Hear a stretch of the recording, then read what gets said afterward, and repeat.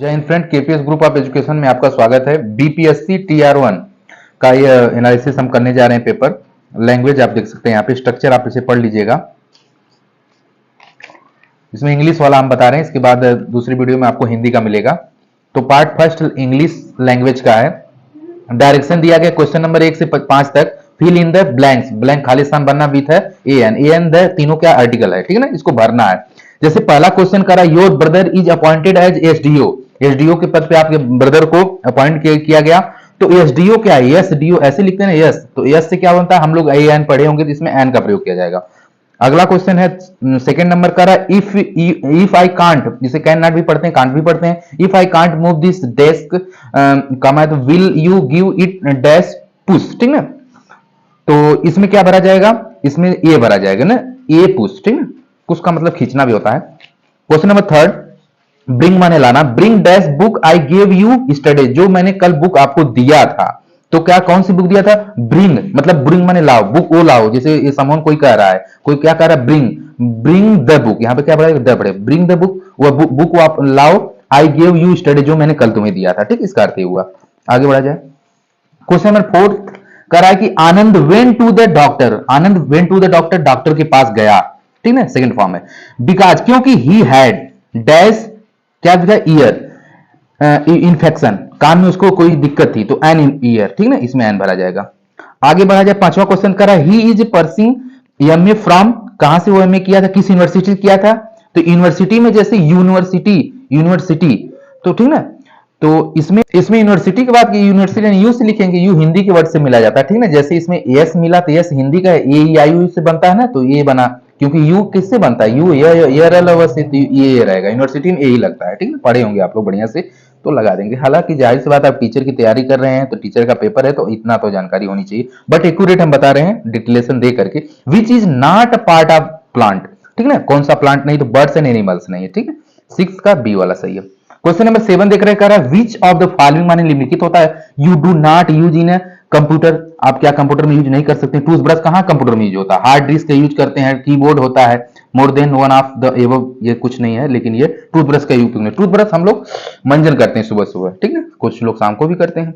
8वां प्रश्न, वाट among, among माने बीच में, ठीक ना, the following a lady does not use a kitchen, तो लेडी है जो किचन में क्या यूज नहीं करती, ड्राइव नहीं करती है, ठीक है।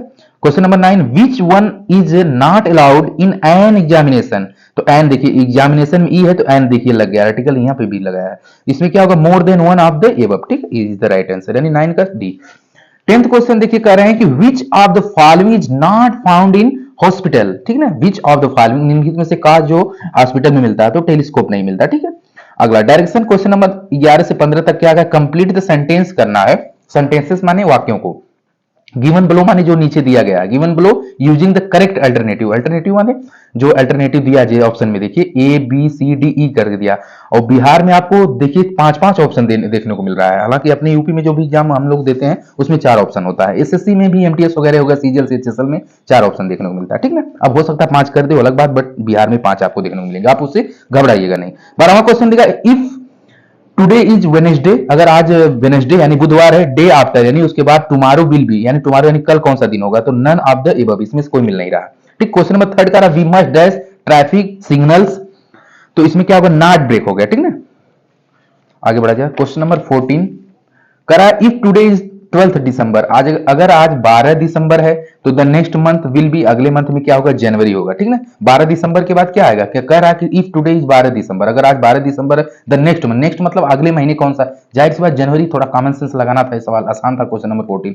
15 कह रहा है कि a month can have dash days, a month can have यानी एक महीने में कितना दिन होता है, यही ना कह रहा है, इसका मतलब 30 दिन 31 दिन, दोनों बात सही है, 30 भी होता है 31 भी होता है, 28 भी होता है या 29 भी होता है, यानी फरवरी 28 भी होती है 29 की होती है, वो जो 4 से कट जाए। More than one of the above यानी एक से अधिक इसमें ऑप्शन हो सकता है, इसलिए option number D is the right answer.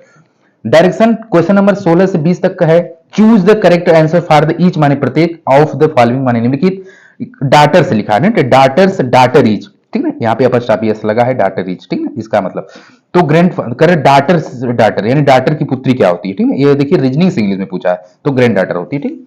Question number 17, grand father, father को क्या कहा जाता है, तो ग्रेट ग्रैंड फादर कहा जाता है।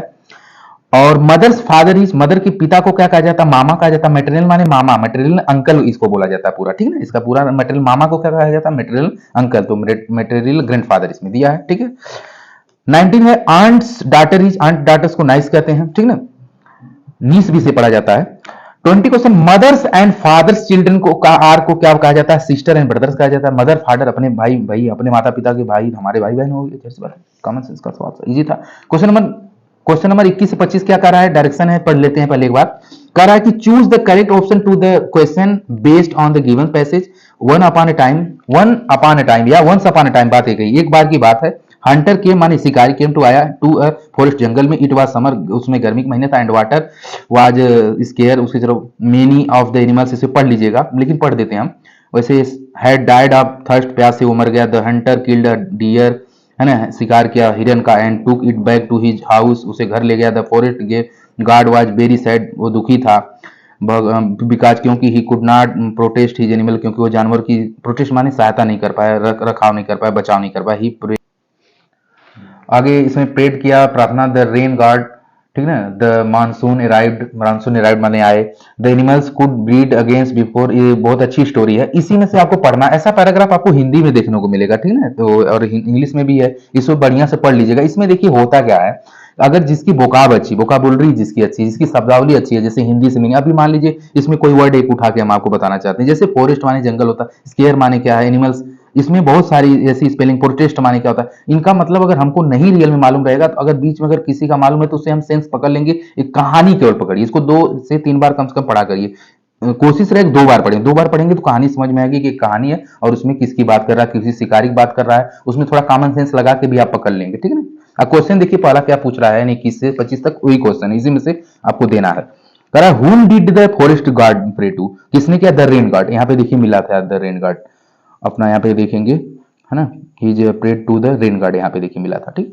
अगला 22वां क्वेश्चन कर रहा है कि the forest guard was very dash, क्या था, सैड था, देखिए यहाँ पे सैड दिया ही था, यहाँ पे देख सकते हैं, ठीक है, इसमें आप मिल जाएगा आपको, ठीक है, यहाँ पे देखिए वेरी सैड, ठीक है, पढ़ करके आप बढ़िया से पढ़ेंगे तुरंत तुरंत मिल जाएगा। चलिए आगे, अब हम आपको बताते हैं, इन विच सीजन, सीजन माने जैसे ऋतु होती है, कौन सी ऋतु, did the animals have enough to eat and drink, तो मानसून था, उसमें मानसून हम लोग पढ़े ही थे।